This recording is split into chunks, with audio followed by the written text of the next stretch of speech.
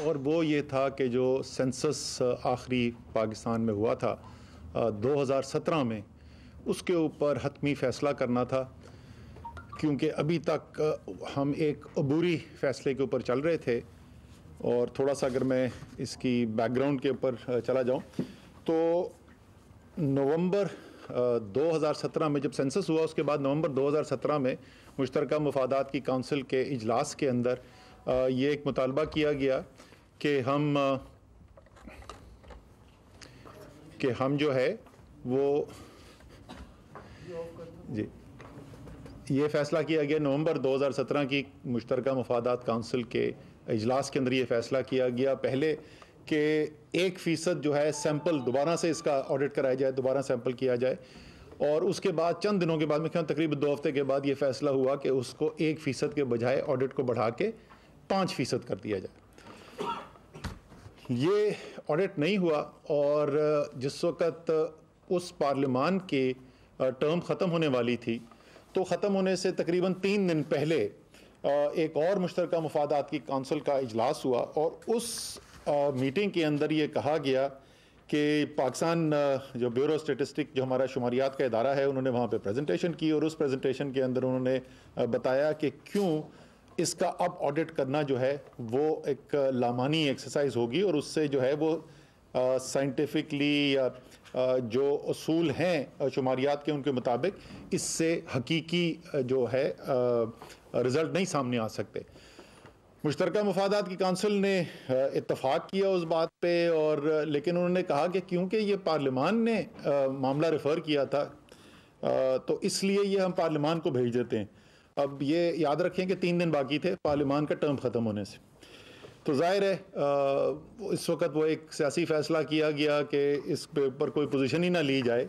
लेकिन साथ ही साथ जो है एक तमाम पार्टियों ने मिलकर एक कॉन्स्टिट्यूशनल अमेंडमेंट, एक आईनी तरमीम पास की, जिसके तहत ये फ़ैसला हुआ कि ये जो सेंसस के रिज़ल्ट्स आए हैं, इसको हम अबूरी तौर पर कबूल कर लेते हैं और इलेक्शन जो है इसकी बुनियाद पर करा दिया जाए। और डिलिमिटेशन उसी की बुनियाद पे हुई थी, इलेक्शन उसके ऊपर हो गए। उसके बाद इसके ऊपर बड़ी मुशावरत चलती रही, बहुत सारे सूबों के इसके ऊपर सवाल भी थे, इतराज़ात भी उठाए गए थे। तो हम चाहते थे कि एक अच्छे तरीके से एक सैर हासिल इसके ऊपर बहस भी हो और जो इतराज़ात हैं उनको गौर से देखा भी जाए। फिर इसके ऊपर काबीना की एक कमेटी भी बना दी गई और उस काबीना की कमेटी ने भी अपनी सिफारिशात मुरतब की। अब बात दोहराने की ज़रूरी ये है कि हमें ज़रूरत क्या है इसके ऊपर, ये सेंसस की ज़रूरत क्या होती है। अगर हम आज ना करते फ़ैसला तो उससे क्या फ़र्क पड़ता था, मुल्क को, आवाम की ज़िंदगी में क्या फ़र्क पड़ता है। एक तो ये सेंसस बनता है बुनियाद इलेक्शंस की, और जो लेटेस्ट सेंसस है उसकी बुनियाद के ऊपर डिलिमिटेड हल्का बंदी की जाती है और उसी की बुनियाद के ऊपर फिर इलेक्शन कराए जाते हैं। और जैसे मैंने कहा कि 2018 का जो इलेक्शन था वो एक ख़ास आईनी तरमीम के ज़रिए एक दफ़ा की एग्जामेशन दी गई थी। बाई इलेक्शन उसके तहत हो सकते हैं पुराने, लेकिन लोकल गवर्नमेंट के, मुकामी हुकूमत के जो इलेक्शन होने हैं, जो कोर्ट का इस वक्त बड़ा इसके ऊपर इंटरेस्ट भी है, दिलचस्पी है, और वो हेयरिंग भी चल रही है, शायद परसों भी उसकी हेयरिंग है। तो कोर्ट्स भी बार बार ये पूछ रहे थे कि ये इसके ऊपर हतमी फ़ैसला कब होगा सेंसस के ऊपर, ताकि उसकी बुनियाद के ऊपर इलेक्शन कराए जा सके। और जाहिर है अगर ये इस वक्त इसके ऊपर हतमी फ़ैसला ना हो, 2023 के इलेक्शन से पहले इसके ऊपर हतमी फ़ैसला हम ये ना करें कि ये हमें कबूल है, तो वो जो एक दफ़ा की आईनी तरमीम थी वो तो आईनी तरमीम एक दफ़ा ख़त्म हो चुकी है। तो इसका मतलब आप चले जाएंगे 1998 के आखिरी सेंसस के ऊपर, और इलेक्शन जो है अगला उस बुनियाद पे होगा, जिसका मतलब ये होगा कि तीनों सूबे, जो छोटे सूबे हैं, उनकी नुमाइंदगी असम्बली के अंदर कम हो जाएगी और पंजाब की नुमाइंदगी बढ़ जाएगी। इसी तरीके से जो हमारे वसाइल हैं उनका जो बंटवारा होता है सूबों के अंदर, वो भी, उसकी बुनियाद भी जो है वो आबादी एक बड़ा उसका अंसर होता है जिसकी बुनियाद के ऊपर वो बंटवारा किया जाता है। और ज़ाहिर है अगर हम पुराने उसके सेंसस के ऊपर चले जाएंगे तो क्योंकि आबादी कम हो जाती है छोटे सूबों की, तो जिस तरीके से असम्बलियों के अंदर, कौमी असम्बली के अंदर उनकी जो रिप्रेजेंटेशन है, उनकी नुमाइंदगी जो है वो कम हो जाती है, इसी तरीके से उनको जो वसाइल मिलने वो भी कम हो जाते हैं। और जाहिर है कि आपको जो मुल्क के लिए इतने 22 करोड़ से ज़्यादा का मुल्क है, इसके लिए आपने जो मनसूबाबंदी करनी है, उसके लिए भी ये बहुत एक अहम हिस्सा रखता है कि आपकी आबादी कितनी है और मुल्क के किस हिस्से के अंदर है। तो इसलिए भी ये ज़रूरी होता है कि हम ये सेंसस को फाइनल किया जा सके। आज जो हमारे जो मुश्तरका मुफादात काउंसिल के सामने जब ये गया तो दो ही उसके अंदर राय हो सकती थी, और वो मैं आपको बताता हूँ क्यों मैं कह रहा हूँ दो राय हो सकती थी। क्योंकि ये ज़्यादातर लोग इस बात से इत्तफाक करते हैं कि बहुत सारे सवालिया निशान हैं 2017 में जो रेफरेंडम कराया गया, और वो सेंसस करवाया गया, नॉट रेफरेंडम, सेंसस करवाया गया, लेकिन और वो दुरुस्त हो या ना हो, जब मुल्क के कई हिस्सों से इसके ऊपर सवाल उठाए जा रहे हों तो जाहिर है मुल्क की यकजहती के लिए ये कोई अच्छी चीज़ नहीं है। ये एक ऐसी चीज़ है जिसके ऊपर इत्तफाक राय होना चाहिए। अवाम को, चाहे वो मुल्क के किसी भी हिस्से के हों, उनको एतमाद होना चाहिए कि ये जो मरदमशुमारी की गई है, ये मरदमशुमारी हकाइक जो है पाकिस्तान के और मेरे इलाके की जो नुमाइंदगी है वो मुझे हकाइक की बुनियाद के ऊपर मिल रही है। तो अगर मुल्क के कई इलाकों से सवालिया निशान खड़े हो जाएं तो वो कोई अच्छी सूरत हाल नहीं है। साथ ही साथ 2017 में ये PBS जो है मुश्तरका मुफादात की काउंसिल को बता चुकी है कि ये अब ऑडिट वारा करने का कोई तरीका नहीं है, तो या आप इसको मंजूर करेंगे या इसको मुस्तरद करेंगे। अगर हम इन दोनों में से कोई काम नहीं करते तो हम नया सेंसस नहीं करवा सकते। पुराना जो है काबिल कबूल नहीं है। जब तक या इसको मंजूर करें या मुस्तरद करें, दोनों में से एक काम जब तक हम ना कर दें तो हम आगे नहीं बढ़ सकते। और अगर मुस्तरद कर देते हैं तो जैसे मैंने कहा कि हम 1998 पे वापस चले जाते हैं, और उसके मैं पहले मुज़मरात आपको बता चुका हूं कि उससे छोटे सूबों को क्या नुकसानात होते हैं। जाहिर है पाकिस्तान की कौमी यकजहती के लिए वो एक अच्छी चीज़ नहीं है। इसलिए आज मुश्तरका मुफादात की काउंसिल में अक्सरियत राय से ये फ़ैसला किया गया कि हम इस मरदमशुमारी के जो नताइज हैं उसको अप्रूव करते हैं, उसकी मंजूरी देते हैं। और साथ ही साथ ये फैसला किया गया कि अगली मरदमशुमारी जो होनी है, अगला जो सेंसस होना है, उसमें 10 साल का आगे इंतज़ार करने की ज़रूरत नहीं है, क्योंकि सवालिया निशान इसके ऊपर थे। और उसके अलावा भी 1998 के बाद 2008 में हो जाना चाहिए था मरदमशुमारी, वो 2017 में जाके हुई। इसलिए इंतज़ार नहीं करना है और फौरी बुनियाद के ऊपर अगली मरदमशुमारी करानी है। आज से चंद माह पहले जब ये सूरत हाल हमारे सामने आई थी तो हमने एक डिप्टी चेयरमैन प्लानिंग कमीशन की सरबराही के अंदर एक टेक्निकल टीम बनाई थी। उस टीम के अंदर सरकारी लोग भी मौजूद थे और उन्होंने जो एक्सपर्ट्स हैं इस फील्ड के, शुमारियात की फील्ड के जो माहिर हैं, ख़ासतौर पर मरदमशुमारी के अंदर जो महारत रखते हैं, उनको भी शामिल किया हुआ है और वो एक काफ़ी हद तक इसके ऊपर काम भी कर चुके हैं। वो काम आज यहाँ पर पहुँच चुका है कि हम ये कह सकते हैं एतमाद के साथ कि अगले 6 से 8 हफ्ते के अंदर जो फ्रेमवर्क है इस नई मरदमशुमारी का, क्योंकि ये वही दोबारा हमने वैसे नहीं करानी जैसे पहले की, तो अगर हमने उसी तरीके से काम किया जैसे ये पहले मरदमशुमारी हुई थी तो यही सवालिया निशान दोबारा खड़े हो जाएंगे। तो हमने उनको ये कहा था कि आप दुनिया की इंटरनेशनल बेस्ट प्रैक्टिसेस देखें, दुनिया में बेहतरीन तरीका आज मॉडर्न राइज तरीका क्या है, किस तरीके से कराई जाती है। तो उसमें 3-4 चीज़ें अभी वाज़े सामने आ गई हैं। एक बहुत बड़ी चीज़ उसके अंदर टेक्नोलॉजी का इस्तेमाल है। जो मेरे मैनुअल काम होता था वो अब डिजिटल करना है और टेक्नोलॉजी को इस्तेमाल करना है। उसके अलावा अक़वाम मुत्तहिदा के जो प्रिंसिपल्स हैं उनको अडॉप्ट करके जो दुनिया में एक मुरवजा तरीका है जहाँ बेहतरीन तरीक़ेकार से मरदमशुमारी होती है, उसको हमने इस्तेमाल करना है। इसी तरीके से ये जो एक खला पैदा हुआ कि एतमाद की फ़ज़ा नहीं थी, तो पहले से ही एक शफाफ तरीका हो और शमूलियत हो जिसके अंदर सूबे भी भरपूर तरीके से उसके अंदर शिरकत करें, उसके अंदर सिविल सोसाइटी जो है वो भी उसके अंदर शिरकत करे। तो एक पहले दिन से इसको ऐसे लेके चला जाए कि कोई इसमें ढकी छुपी बात ना हो और कोई लोगों के दिमाग के अंदर शकूक व शुबात ना पैदा हो। इस किस्म की चीज़ें जो है, बुनियादी फ्रेमवर्क जो है वो जैसे मैंने कहा 6 से 8 हफ्ते के अंदर तैयार हो जाएगा। उसके बाद हम मुश्तरका मुफादात काउंसिल के पास जाके ये नए तरीक़ेकार की मंजूरी ले लेंगे। इंशाअल्लाह ताला उस मंजूरी से तकरीबन 4 माह के बाद इसके ऊपर काम शुरू किया जा सकता है। तो आप समझ लें, अगर मैं 6 से 8 हफ्ते कह रहा हूँ तो मई के आखिर या जून के वस्त की बात हो रही है। उससे 4 माह आगे जुलाई, अगस्त, सितंबर, अक्टूबर, तो आप सितंबर के आखिर या अक्टूबर के महीने के अंदर ये नया सर्वे, अगला सर्वे जो है इसी साल में शुरू हो जाएगा। सेंसस शुरू हो जाएगा और ये 18 महीने का प्रोसेस जो है वो फिर 2023 का जो पहले 6 माह हैं उसके अंदर जाके मुकम्मल होगा। मार्च अप्रैल मई के महीने के तक वो मुकम्मल हो जाएगा और 2023 के मेरे ख्याल में शायद अक्टूबर नवंबर के अंदर इलेक्शन बनेंगे, अगले इलेक्शन जो बनते हैं, तो उससे पहले टाइम होगा कि हल्काबंदी भी की जा सकती है इस नए सेंसस की बुनियाद के ऊपर, इस नई मरदमशुमारी की बुनियाद के ऊपर। जैसे मैंने कहा कि जो वोटिंग है वो वोटिंग कराई गई, इसके ऊपर अक्सरियत राय से फैसला हुआ। 7 मेंबर्स जो हैं, वफाक के तमाम मेंबर्स जो थे वो, और बलूचिस्तान, पंजाब और खैबर पख्तूनख्वा के वज़राए आला ने इसके हक़ में, इस मंजूरी के हक़ में वोट दिया और सिंध के वज़ीर आला ने इसके ख़िलाफ़ वोट दिया।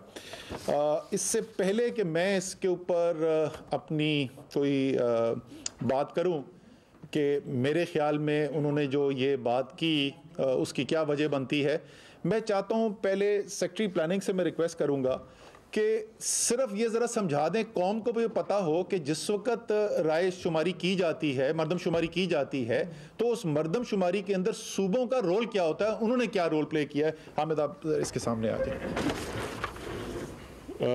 शुक्रिया सर।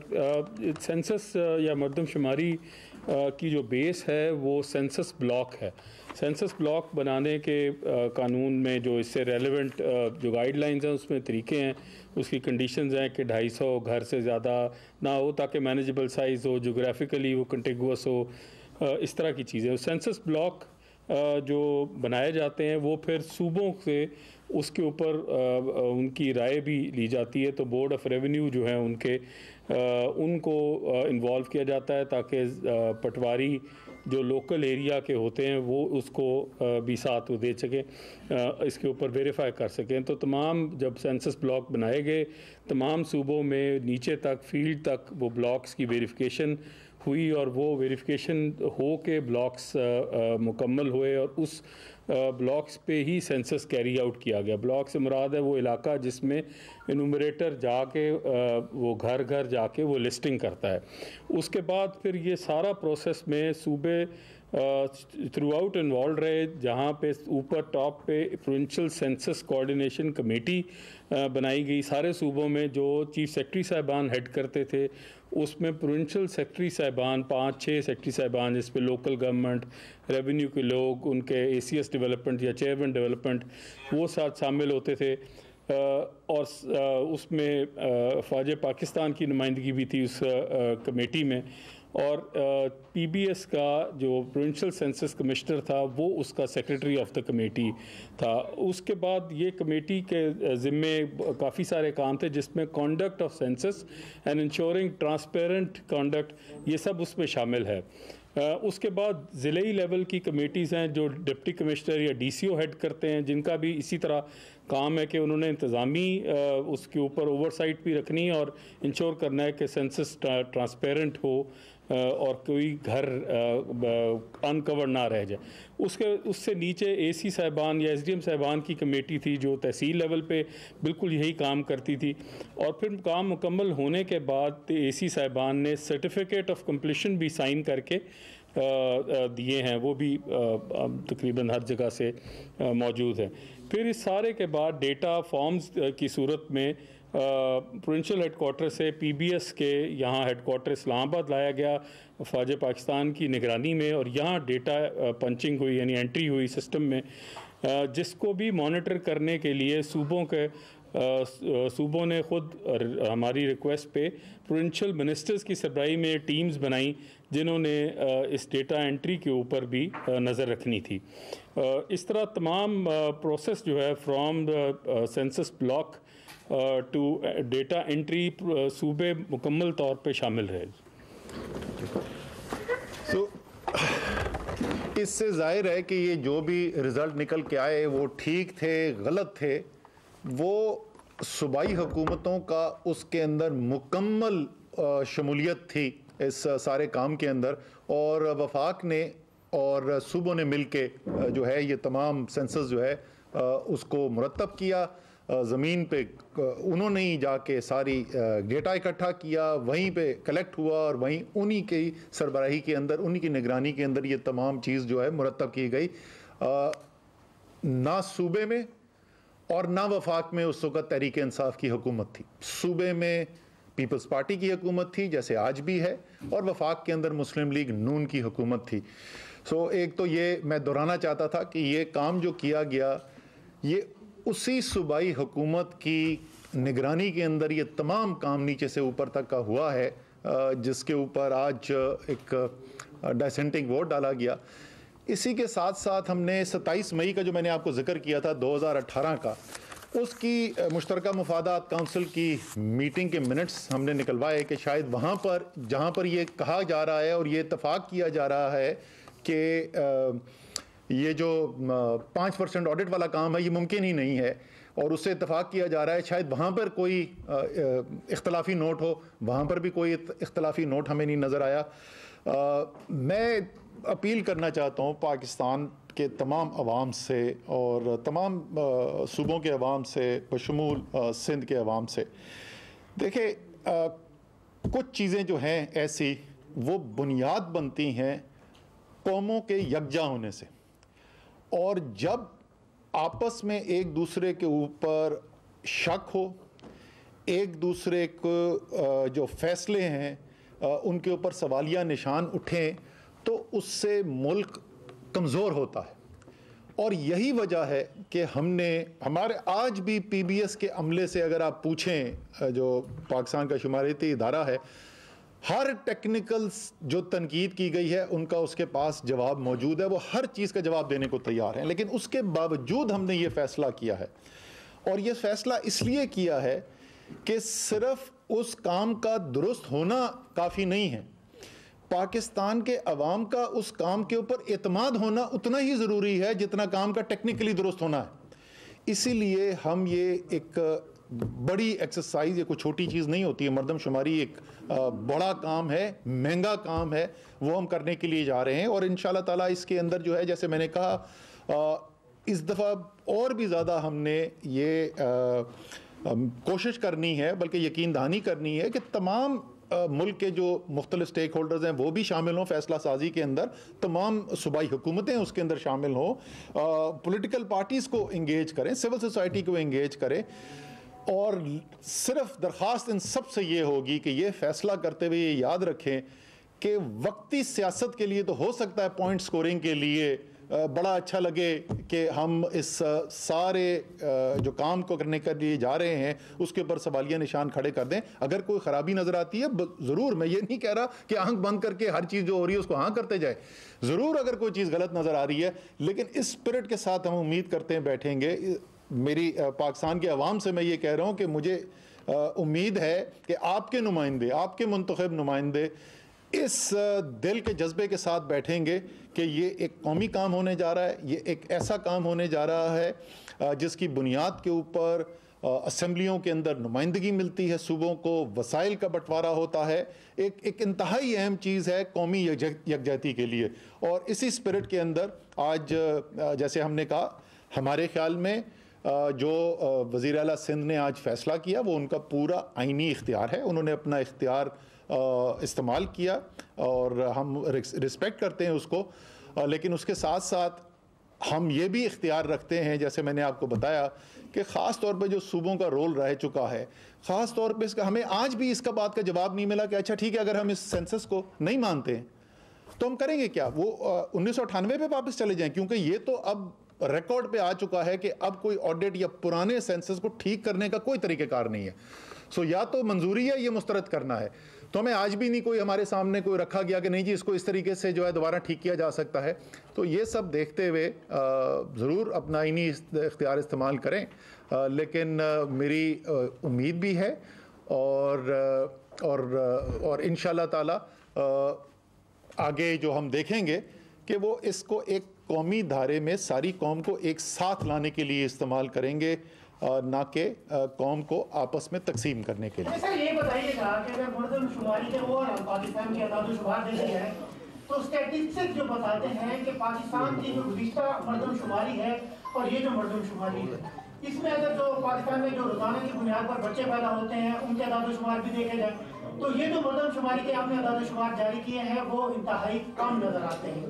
दूसरी जानिब हुकूमत ने या मरदमशुमारी करने वालों ने खुद सवाल निशान खड़ा किया, लाहौर की आबादी ज्यादा बताई, कराची जो अवाम का समंदर है उसकी आबादी कम बताई। ऐसे कौन से लोग और इदारे मुलव्वस हैं जो जानबूझकर अवाम के हकूक पर डाका डालते हैं और मरदमशुमारी के दौर जो अदादोशुमार है उसको कम दिखाते हैं ताकि अवाम तक जो वसाइल है वो ना पहुँच सके? अच्छा, दो चीज़ें। एक तो ये कि जिस वक्त आपको पता 19 साल के वक्फे के बाद ये मरदमशुमारी कराई गई थी, जब इसके नताइज आए तो उससे पहले जो उमूमी तासुर था कि हमारी आबादी किस रफ्तार से बढ़ रही है, उससे ज़्यादा आबादी नज़र आई, कम नहीं नज़र आई, ज़्यादा नज़र आई। 2.4% का इंटर सेंसल ग्रोथ रेट आया था, जो उस वक्त तक ये समझा जा रहा था कि शायद ये 2.1 2.2% तक आ चुका होगा, लेकिन उससे ज़्यादा नज़र आया।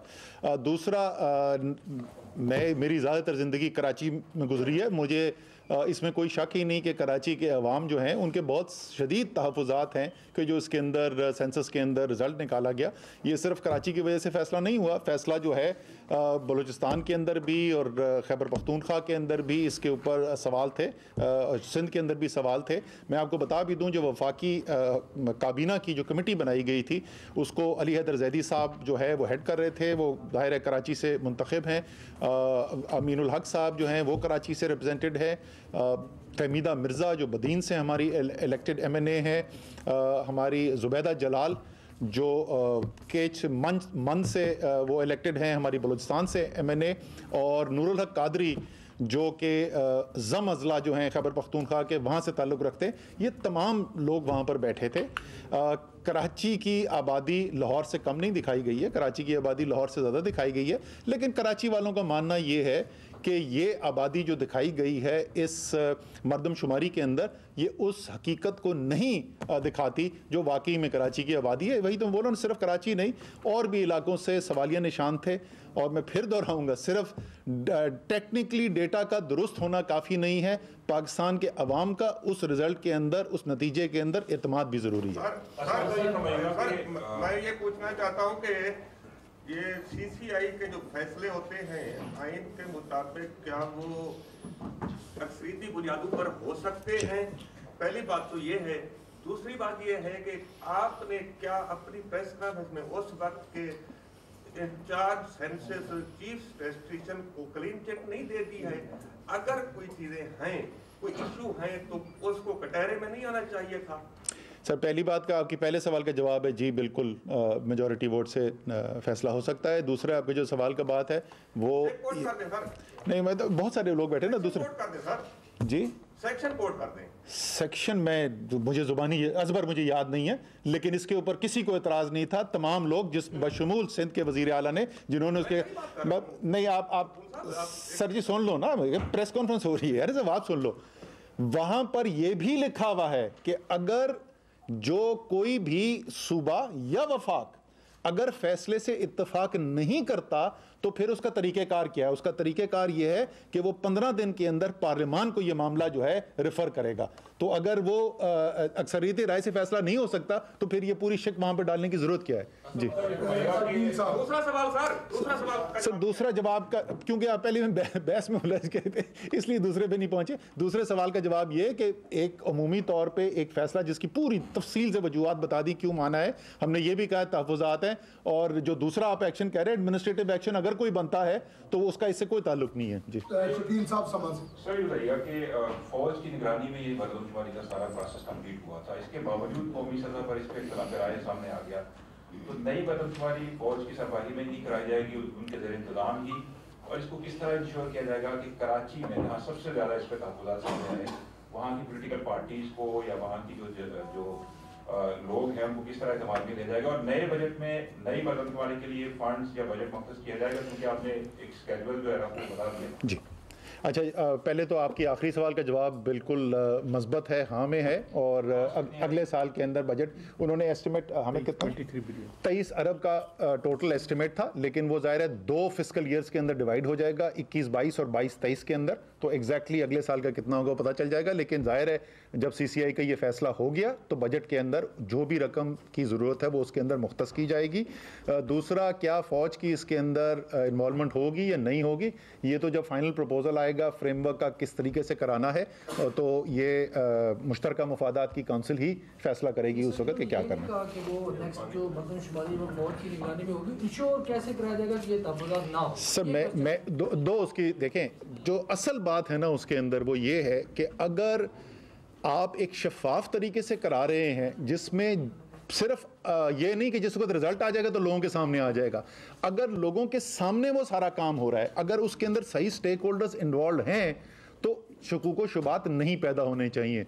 वो और बात है कि जो बराह रास्त इन्वॉल्व तो क्या थे जिन्होंने करवाया, बिकॉज सूबाई हुकूमतों ने कराया बुनियादी तौर पे ये मरदमशुमारी, वो अब उस पर सवाल उठा रहे हैं। वो एक अलग बात है कि एतराज़ करने को तो कोई भी कर सकता है, लेकिन हमारे ख्याल में जो पहले जो दायरा कार था उसको ज़्यादा वसी करने की ज़रूरत है ताकि ज़्यादा स्टेक होल्डर्स इसके अंदर इन्वॉल्व हो। छुपाने की तो कोई बात है नहीं। मैं फिर वही कहूँगा, ये उस किस्म की चीज़ है जिसके अंदर हमें जितनी भी कोशिश करनी पड़े एक से शफाफियत पैदा करने की वो करनी चाहिए, क्योंकि हमारी कौमी यकजहती इससे बराह रास्त मुंसलिक है। ये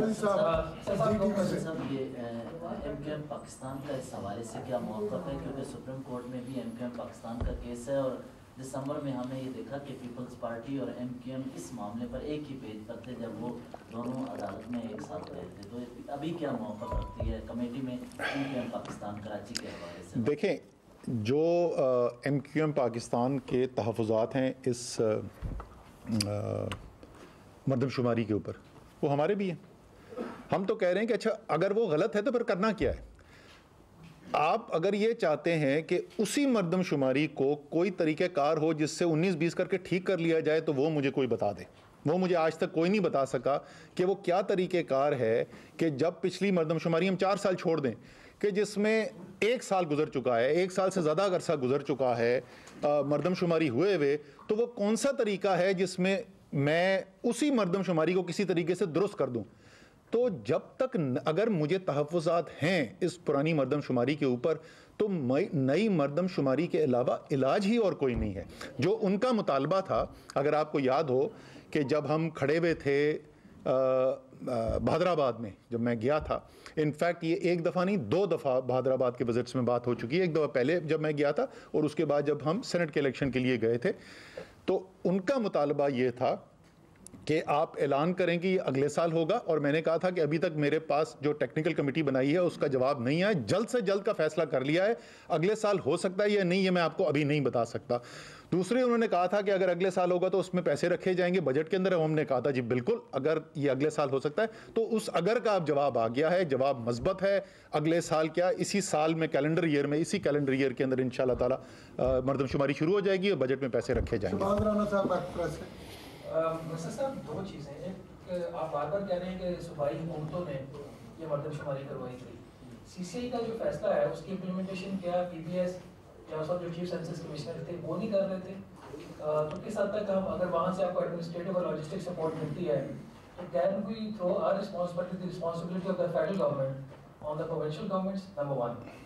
नंबर 2, आपने खुद रिजल्ट्स देखे होंगे, आपने ब्रीफिंग्स दी होंगी, आपके ख्याल में किस हद तक ये ऑफ था census from the ground realities? And since PBS has and had serious issues in the past as well, इस वक्त जो PBS है वो सेंसस करवा सकता है, और अगर सिंध आपसे कोऑपरेट नहीं करता तो what will be the implication for the next census? अच्छा, पहली बात तो ये है कि मैं आखिर से शुरू करता हूँ। सिंध क्यों नहीं कोऑपरेट करेगा? सिंध तो खुद भी यही कह रहा है। उनकी डिमांड क्या थी? वो ये कह रहे थे कि आप जो है पुराने वाले को मुस्तरद कर दें और फिर नया सेंसस करा दें।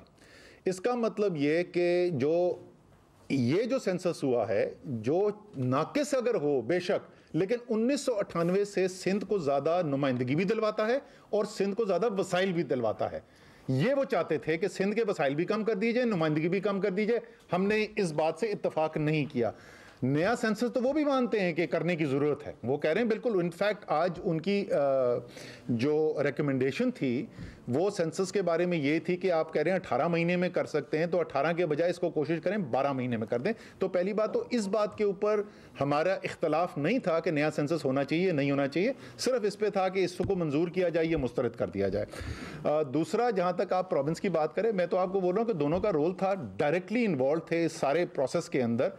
तो मैं तो ना सूबाई हुकूमत था ना मैं वफाकी हुकूमत था, और मैं आपको बता चुका हूँ, मैं 27 मई का आप देख लें, अगर वहाँ पे कोई इख्तलाफी नोट नज़र आता है तो मुझे बता दें। वो ये कहती है कि क्योंकि पार्लियामान ने रेफ़र किया था इसलिए पार्लियामान को वापस ले जाए। यार मुझे ये दिखा दें पार्लियामान ने कहाँ रेफ़र किया था, कोई कौमी असम्बली की करारदाद दिखा दें, कोई सेनेट की करारदाद दिखा दें, वो कौन सी है जिसने रेफ़र किया था। सो माजरत के साथ सीधा सीधा सियासत खेली जा रही थी, इलेक्शन सर पे खड़ा था, उन्होंने कहा जी मट्टी पाओ, इसको नई वाली हुकूमत पर डाल दो। सर ये आज ये भी बात हुई है हमारी इंटरनल डिस्कशन के अंदर, ये भी बात हुई है कि बिजनेस एज यूजुअल से पीबीएस से हम ये काम नहीं करवा सकते, हमें इसको बाकायदा एक प्रोजेक्ट मोड के अंदर जाना पड़ेगा और उसमें कैपेसिटी बिल्डिंग की या इंडक्शन ऑफ जो प्रोफेशनल्स हैं उसकी जो भी ज़रूरत है उसको भी पूरा करना पड़ेगा। सर ये बताएं कि इस वक्त सीसीआई को चले ठीक है, कोरोना एक बहुत बड़ा इशू बना हुआ है मुल्क में, ठीक है, आप उसको हेल्प भी करते हैं एमसीओसी को। आप सर ये बताएंगे अभी तक रजिस्ट्रेशन ही हो रही है 50 साल या इससे ऊपर के या इससे नीचे के, कब इनको वैक्सीन लगेगी? दूसरा, लाहौर में तो एक सेंटर बना दिया कि वैक्सीनेशन का बहुत बड़ा, इस्लामाबाद जो है एक वफाक है, इसमें भी कोई सेंटर बनेगा? ये लोग लाइनों में लग के कोरोना फैलाने का सबब बनेंगे बजाय इसके कि वो वैक्सीन लगवा के दूसरों को सिक्योर करें, मजीद फैलेगा इससे कोरोना। तो इस सिलसिले में आप क्या कह रहे हैं, तब ये वैक्सीन का जो बाकायदा आगाज होगा? और दूसरा ये कि 60 साल से ऊपर या 60 साल वो भी अभी मुकम्मल नहीं हुए, उनको कैसे आप कवर करेंगे? क्योंकि आपको पता है वो ज़्यादा मुतासिर हो रहे हैं इस उम्र वाले लोग, तो इससे मजीद कोरोना फैलने के खदशात हैं। ये एक बहुत बड़ा इशू है, सीसीआई तो चलो ठीक है, इस पर आप क्या करेंगे बताएं। अच्छा मैं इसका दे दूं जवाब, ये सीसीआई वाले पहले मुकम्मल कर लें? सीसीआई वाले कर लें, मैं आपका जवाब दूंगा। अच्छा सर, अच्छा सर, क्योंकि सिंध गवर्नमेंट ने एग्री नहीं किया है सेंसस पे, तो सिंध में फिर लोकल बॉडीज इलेक्शन का फ्यूचर क्या होगा? क्या वो अगले जो सेंसस होगा वो एग्री करेंगे उसके बाद करेंगे, या अभी क्योंकि गवर्नमेंट ने तो अप्रूवल दे दिया सीसीआई ने जी, तो उसके बाद अब फ्यूचर में लोकल बॉडीज इलेक्शन हो सकते हैं? देखिए मुश्तरका मफादात काउंसिल का तो सिर्फ इतना इसके अंदर रोल बनता है कि उन्होंने हतमी मंजूरी दे दी जो मरदमशुमारी हुई थी। जाहिर है लोकल गवर्नमेंट का मुकामी हुकूमत का जो इलेक्शन कराना है वो सूबे ने कराना है। इस पे वज़ीर आला की जो राय थी वो कह रहे थे इतना अरसा हो गया बगैर लोकल गवर्नमेंट के मुकामी हुकूमतों के अगर साल 1.5 साल और नहीं होंगे तो इसमें कोई इतनी क़यामत नहीं आएगी, लेकिन वो ज़ाहिर है उनका फैसला, मुझे नहीं पता कि वो अब क्या फ़ैसला करेंगे। सर जो लास्ट सेंसस हुआ था इसके ऊपर स्पेशल पर्सन्स के बहुत ज़्यादा तहफ़्फ़ुज़ात थे कि उनकी जो है वो एक सर्वे उनका नहीं किया गया, तो क्या आइंदा मरदमशुमारी का जो फ्रेमवर्क होगा हम उसमें ब्लाइंड, डिसेबल और इस तरह जो हमारा पॉवर्टी सर्वे वो साथ शामिल कर सकेंगे? दूसरा सवाल ये है कि इस वक्त इस्लामाबाद के तमाम दाखिली खारजी रास्ते बंद हैं और तरीके लब्बैक रसूलुल्लाह जो है वो शहर के ऊपर मुजाहरे कर रही है, तो किस तरह की हिकमत अमली होगी ताकि रमज़ान से पहले पहले मामला पहुँचे और लोगों के मामले में? अच्छा ये सॉरी आपने पहले वाला क्या किया था, दूसरा था टीएलपी नया फ्रेम। अच्छा उसके अंदर जो है ना हमें शुएब जो बैलेंस करना पड़ेगा एक, क्योंकि हम जाहिर है ये अब हमारे लिए बहुत ज़रूरी है ये तमाम तहफ़्फ़ुज़ात जिनका ज़िक्र किया गया कि अगले इलेक्शन से पहले हमारा नया मरदमशुमारी के हतमी नताइज हमारे सामने आ जाएं। इसलिए हमें थोड़ा सा बैलेंस करना पड़ेगा कि क्या क्या हम मालूमात लेना चाहते हैं और इस चीज़ को कि हमने वक्त पे मुकम्मल भी करना है, तो उसको सामने रख के बैलेंस करके जो भी मैक्सिमम लिए जा सकते हैं। दूसरा टीएलपी का शेख रशीद साहब बेहतर पोजीशन में होंगे उसके ऊपर कमेंट करने के लिए। सर मेरा सवाल सर जो देखा ये जा रहा है कि इदारों के अंदर जो है ना वो करप्शन बढ़ती जा रही है। पीटीआई का मॉडल ये था कि करप्शन को हमने खत्म करना है। सही वज़ारत मनसूबाबंदी के अंदर स्टेनोटाइपर्स, असिस्टेंट और क्लरिकल स्टाफ की मुख्तलिफ वैकेंसियों के लिए टेस्ट दिए गए और वहाँ से ये पता चला कि उनके लिए लाखों रुपए की रिश्वत तलब की और इसके ऊपर आपने एक्शन भी लिया है। तो ये सब क्यों, इसके क्या सजग आप पहले तो बहुत ज्यादा जैसे आप जैसे चलें, ये तो एक अच्छा उमूमी एक जज्बात हैं आपके, लेकिन जैसे आपने खुद कहा कि मैंने तो उसको जैसे ही मुझे खबर मिली तो उस वक्त अखबार में छपने से पहले मैंने इंक्वायरी ऑर्डर कर दी थी। इंक्वायरी तो आने दें, पहले से मैं सजा दे दूं, पहले इंक्वायरी का रिजल्ट तो आ जाए। अच्छा जी, आखिरी क्योंकि ज़ाहिर है मैं अब उनका जवाब दे दूं, कोरोना वाला आपको खुशी होगी वैक्सीनेशन के बाद। जी ओके जी। सर, चाइना ने भी अपनी वैक्सीनेशन पे एक सवालिया निशान उठा दिया है कि ये हमारी वैक्सीनेशन उस तरीके से इफेक्टिव नहीं है, और आज फैसल सुल्तान साहब ने भी ये बयान दिया है। तो हमें पहले तो गिफ्ट में मिल गई थी, तो अब क्या हम सोच रहे हैं कि कहीं और से ली जाए? पहली बात हमें सिर्फ गिफ्ट में नहीं मिली, हम बहुत सारी खरीद भी चुके हैं। और चाइना से जो वैक्सीन जा रही है इस वक्त दुनिया में सबसे ज़्यादा जो एक्सपोर्ट हो रही है वैक्सीन, दुनिया में सबसे ज़्यादा वो चाइना की हो रही है।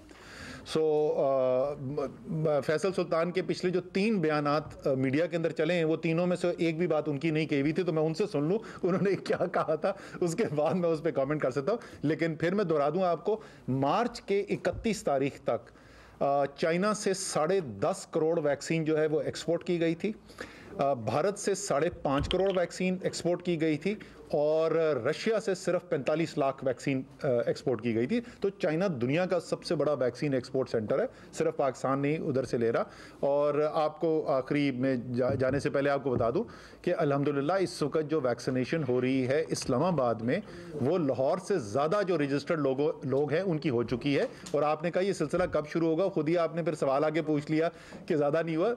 इस वक्त जो है वो कोई 12 से 13 लाख जो हमारे बुज़ुर्ग हैं उनकी वैक्सीनेशन की जा चुकी है। 3.5 लाख जो हैं लोकल जो हमारे हैं, नहीं सॉरी 12 से 13 लाख टोटल है, जिसमें से तकरीबन 3.5 लाख जो हैं वो हैं हमारे हेल्थ केयर वर्कर्स, बाकी जो हैं बुजुर्ग हैं।